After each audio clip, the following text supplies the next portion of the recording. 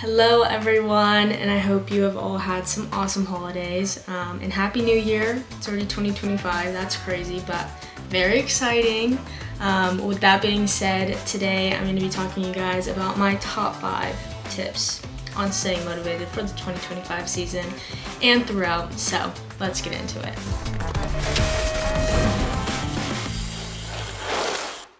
First thing about BMX, I personally think it's just a little bit different from other sports just because we race all year long. We do so many races and then we have like a month off and then it's a whole brand new year that we have to get into. So I think it is a little bit easier to get burnt out in BMX just because we're doing it 24/7. But it's not a bad thing.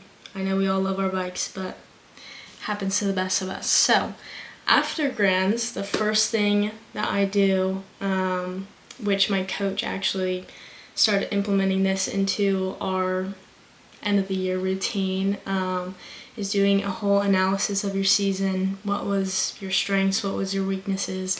Everything like that. I mean, what was the goods, the bads, everything. So I think it just is a really good way on seeing how you did in the season, what you accomplished, what you came up short on. And then going in with that, then you can basically write down what you want to achieve next year, what you want to work towards, what you need to gain. I have a journal for each year that I write my training in.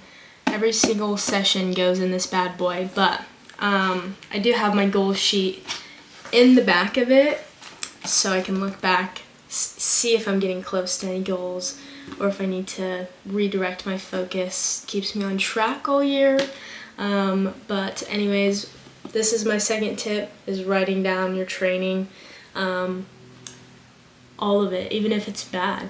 And then I also just write about the day in here, see if it affected my training anyway.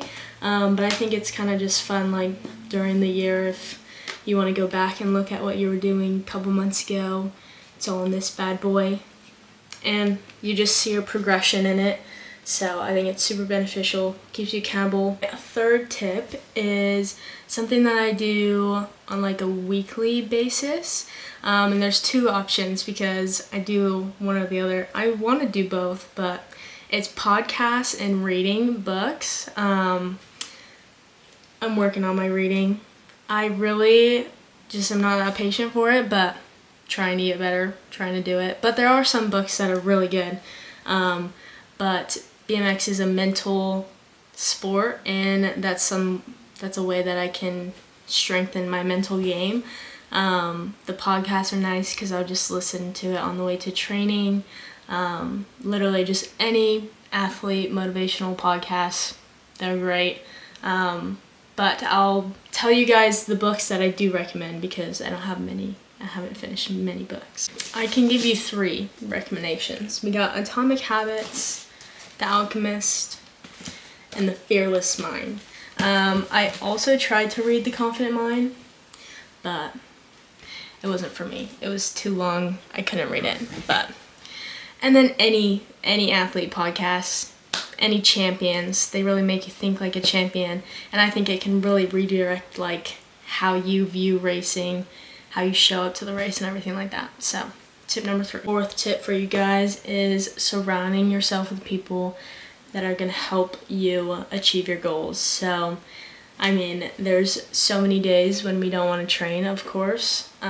Training is hard sometimes and we get tired. So on those extra rough days, you want to have those people that'll give you that little boost of motivation so you can finish it.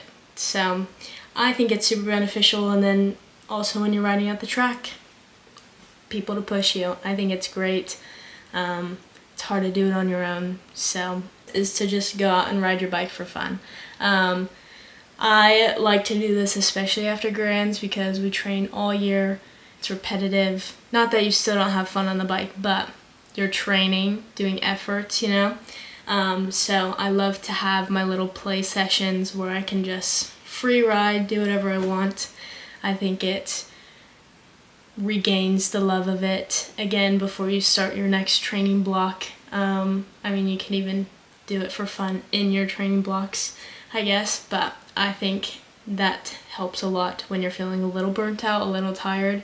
So yeah, those are my 5 tips for you guys. I hope you liked them. Make sure to like and subscribe, and I'll see you guys in the next one.